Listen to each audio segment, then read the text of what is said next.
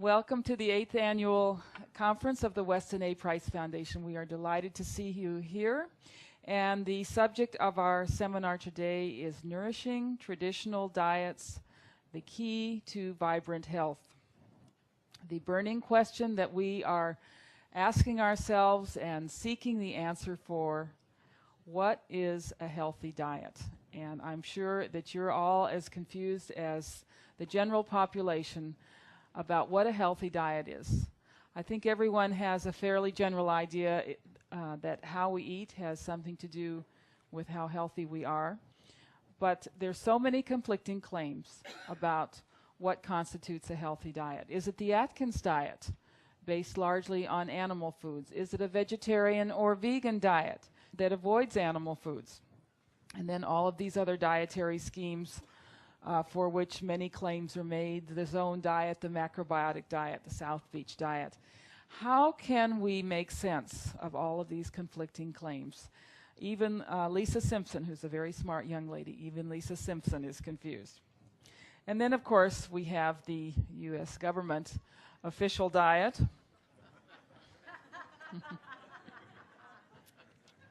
With the food pyramid and resulting in all these pyramidal-shaped people. And believe me, the rationale for this diet is not to make you healthy. It is to promote the products of commodity agriculture, because that's what the U.S. Department of Agriculture is set up to do, is promote commodity agriculture. In order to answer this question, what is a healthy diet, we turn to the pioneer of nutrition research, Dr. Weston Price. Dr. Price was a dentist, actually. His practice was in Cleveland, Ohio. He was a very successful dentist for his day, and he had a lot of patients who asked him, what is a healthy diet? How can I be healthier? And Dr. Price did not know the answer to this question. What he did know is that he was seeing increasing levels of disease among his patients. Dental caries, cavities, infection in the mouth, and also what he referred to as dental deformities. We have a different way of saying that. We say crooked teeth, crowded teeth. But he was seeing all sorts of problems in the development of the jaw and the teeth.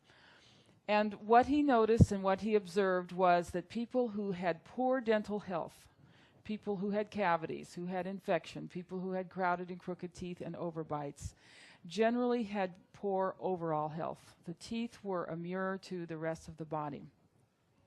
And he was concerned because it seemed like the health of the American population was deteriorating and getting worse and worse, at least based on what he was seeing in his practice. Now, this was a time back in the 30s, and actually this was the early 20s when he started his practice, when the world was opening up. There were sections of the globe that had been discovered and isolated populations described and photographed. And one of the most common observations that Westerners had when they discovered these isolated people was what beautiful teeth they had. Even the first settlers to America described in their diaries the Native Americans as having teeth broad and straight and white as piano keys. And this intrigued Dr. Price very much, because this is not what he was seeing in his practice. He was seeing decay. He was seeing blackened, crooked, unattractive teeth. Well, Dr. Price decided that he was going to see for himself whether these reports were true. And so he embarked on a series of investigations that took him 10 years to complete and took him to many isolated parts of the globe in order to answer two questions. The first question was it true? Was it true that isolated people living far from all the so-called benefits of civilization had excellent dental health? They did not suffer from cavities. They did not have dental deformities. And by inference, if they had good dental health, good overall health. The second question was, if he could find these healthy populations, what were they eating? What was a the type of diet that supported this kind of health. He was not interested in what unhealthy people were eating. He knew what unhealthy people were eating. He knew what his patients were eating. But he didn't know what to tell them to eat to be healthy. So that was the genius of Dr. Price. He asked the right questions, and then he very systematically went about answering those questions. The first place that Dr. Price went was an isolated valley in Switzerland. Switzerland at this time in the early 1930s had embarked on a road building project to connect all the villages and all the towns in Switzerland. But he found a few villages that were still not connected to the road. This particular village was in the Lowenschel Valley. This village was at the end of a valley surrounded by very steep mountain ranges.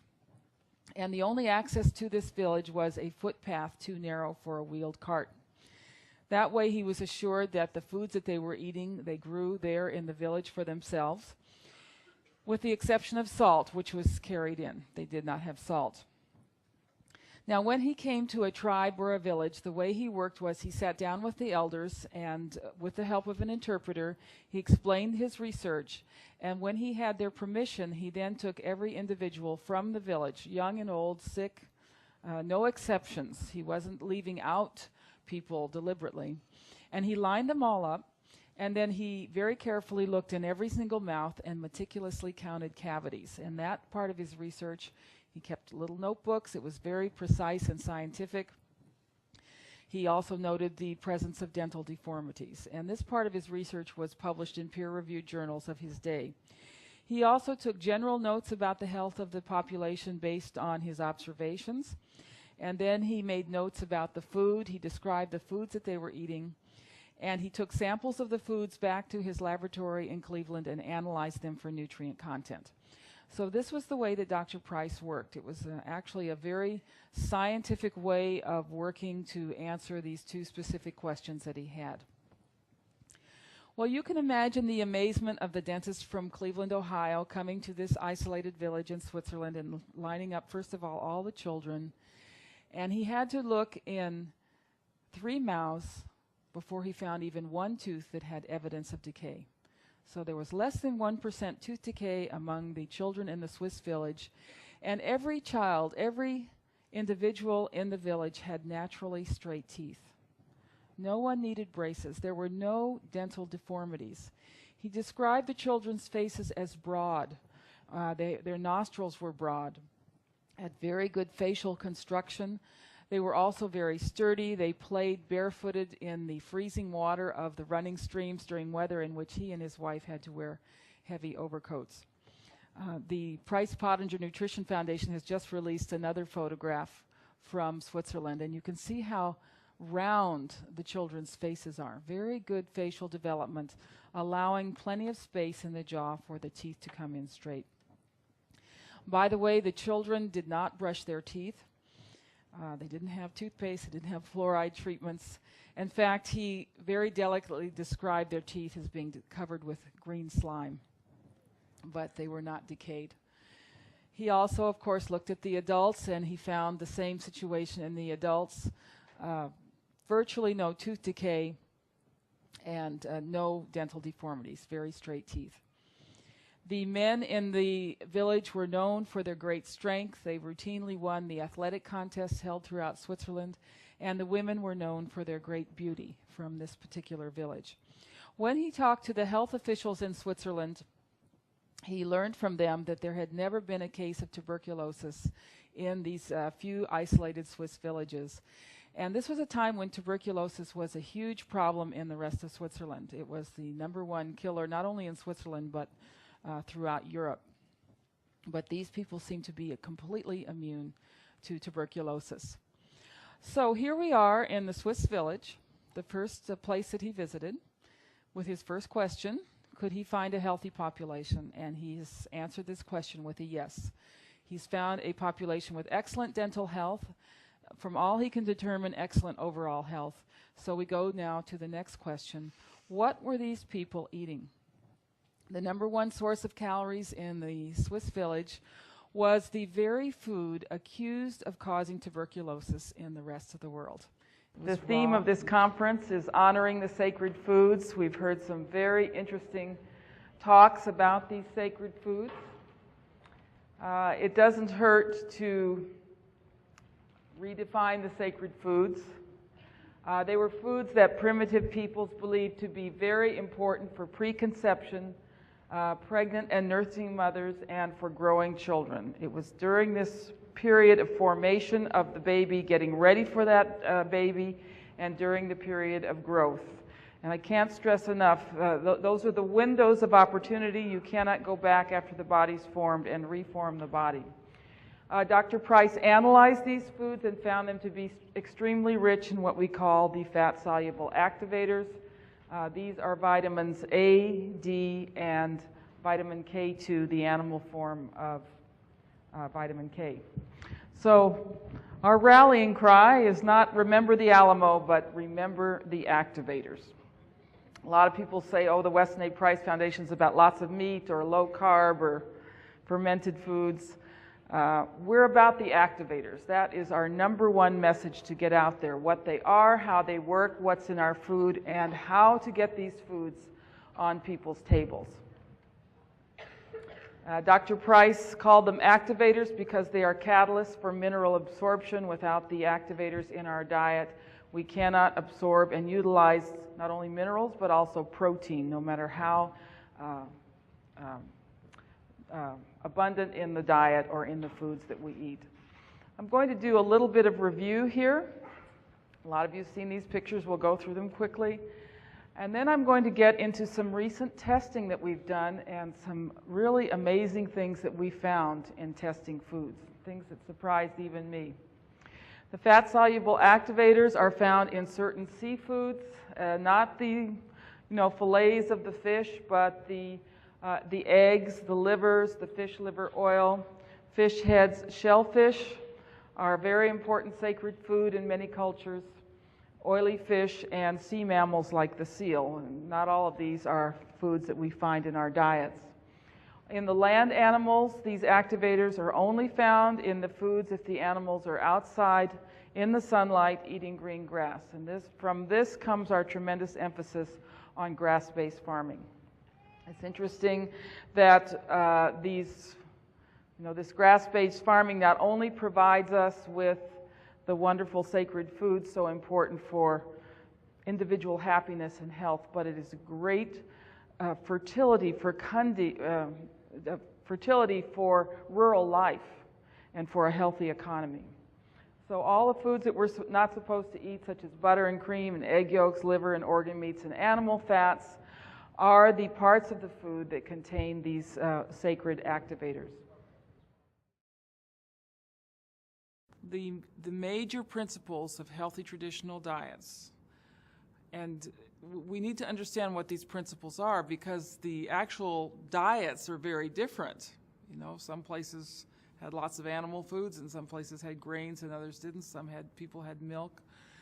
But the basic underlying principles of all these diets are the same. One is animal foods from animals on pasture, very rich in 3 key vitamins, A, D, and K. An emphasis on the organ meats rather than the muscle meats. There's 10 to 100 times more nutrition in liver than there is in steak. So they really put an emphasis on the organ meats. Use of animal fats, the use of fermented foods, the use of bone broths, the proper preparation of grains. Another surprising one is salt. All traditional cultures use salt.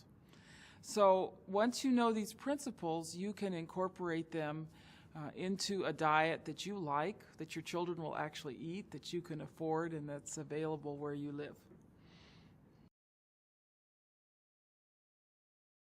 So instead, what do we have today? We have a diet based first and foremost on vegetable oils, the liquid cooking oils and the partially hydrogenated trans fats. These are toxic. They cause everything from heart disease to cancer to low birth weight in babies to neurological problems in growing children. They don't build the brain, so we're getting all kinds of learning disorders. So that would be number one. Number two would be all of the refined carbohydrates, the sugar and the white flour, and the worst of all is the high fructose corn syrup, which actually interferes with the development of collagen in growing children. So we have children who get injured very easily and so forth. Then there are the flavorings, the MSG, the fake flavorings. These are neurotoxic. They actually kill brain cells and nerve cells, and they create cravings for food. We know if you feed animals foods that are seasoned with MSG and these fake flavorings, they become obese. So those to me are the three offenders: the toxic industrial oils, the refined carbohydrates, and then all of the fake flavorings. Another food that we find universally in traditional diets is soups made with bones. The bone broth made with beef bones, chicken bones, fish bones, whatever they were eating, they took the bones and made a broth. And well, so what? Just use bouillon cubes, But really, this broth is a magic food. It's a magic food in the way that raw milk is a magic food. It's extremely healing to the intestinal tract, to any kind of digestive problems. It's a detoxifying, a way of detoxifying, and in growing children, it builds healthy bones and cartilage. It protects your cartilage all your life.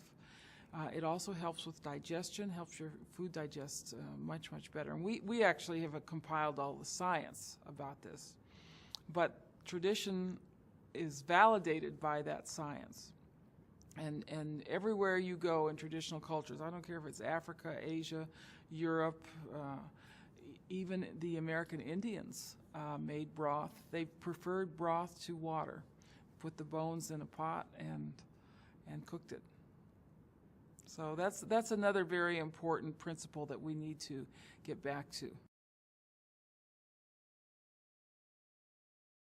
Well, we're great proponents of what we call real milk. You can't get real milk in supermarkets. Real milk is milk that comes from cows that are eating the food appropriate to cows. That's grass or hay,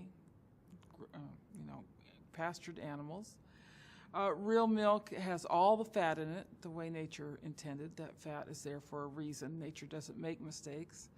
And thirdly, that milk has not been processed. It's raw milk with the fat in it and from pastured cows. Now that's the part of it that really raises eyebrows, because our government has spent the last 50 years demonizing this food and insisting that if you drink raw milk, you're playing Russian roulette with your health, and that you need to pasteurize the milk to get rid of all the bacteria. Well, the funny thing is that we now know a lot about raw milk, and raw milk will actually get rid of bad bacteria by itself. There are a lot of components in raw milk that kill pathogens, and many components in raw milk that help you absorb every single nutrient in the milk. Once you pasteurize milk, these are gone, and not only that, but you have warped and distorted all these delicate proteins in milk, and it makes it very hard to digest. And the industry knows this. They know that their market for fluid milk, it declines at 1% per year. It's relentless. The market for fluid milk is just kind of dwindling. People can't stand the taste. They can't stand what it does to their digestion. Some people are deathly allergic to it. All that is solved by going back to milk the way nature intended. Now, we want to make sure it comes from healthy cows and it's, produced in clean conditions. But we have the technology and the knowledge today to get healthy, safe, raw milk to every person in the country. Instead, we use that technology to completely destroy nature's perfect food.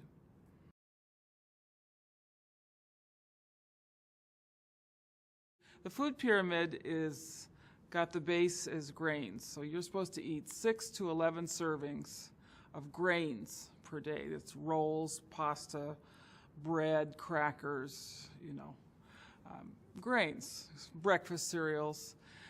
And these are basically empty foods. They give lip service to whole grains, but people end up eating white flour. And then right at the tippy top of that pyramid is fats and oils. Now, what we need to do is reverse the pyramid.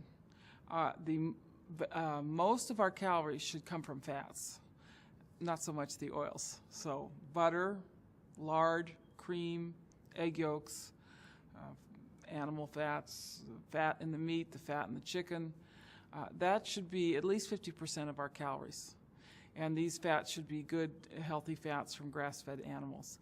At the top of the pyramid, you have your little fun foods like maybe a piece of bread every day or something like that. But we really need to cut back on these refined carbohydrates. They're just killing us. I'm the butter queen. We call butter the queen of fats. And butter from grass-fed cows is really the perfect fat. It has the perfect fatty acid profile. It has a perfect vitamin profile, a wonderful balance of A, D, and K. It is full of vitamin E. It's full of very important minerals like iodine and selenium. It has things like choline in it, which is necessary for mental function. It has short-chain fatty acids, which help with digestion, glycosphingolipids, which help with digestion. I mean, it's just a perfect food. And even in the Bible, they talk about the wonderful spiritual benefits of butter. So why are we using these industrial fats like margarine, which are poison, which the animals won't even eat? But cancer and heart disease were extremely rare before the turn of the century. People were sturdy and strong, but obesity was not a problem. Today, however, we are being told that saturated fats from animal sources and from the tropical oils are the cause of cancer, heart disease, and obesity. Vegetable oils are being used as a substitute in everything from baked goods to baby food. So what we're going to do this evening is focus on how this change came about, how it was that Americans traded animal fats for vegetable oils. And the title of this tall tale is The Oiling of America. Now let's move forward to 1921. 1921 is the date of the first recorded myocardial infarction in the United States. Myocardial infarction is the scientific term for a heart attack. That was the first recorded one in 1921. By 1930, there were about 3,000 deaths in the United States from heart attack. And by 1960, that had jumped to 500,000 deaths from myocardial infarction. So something was going on here. This was a new disease. And in the space of just 40 years, it had become an epidemic.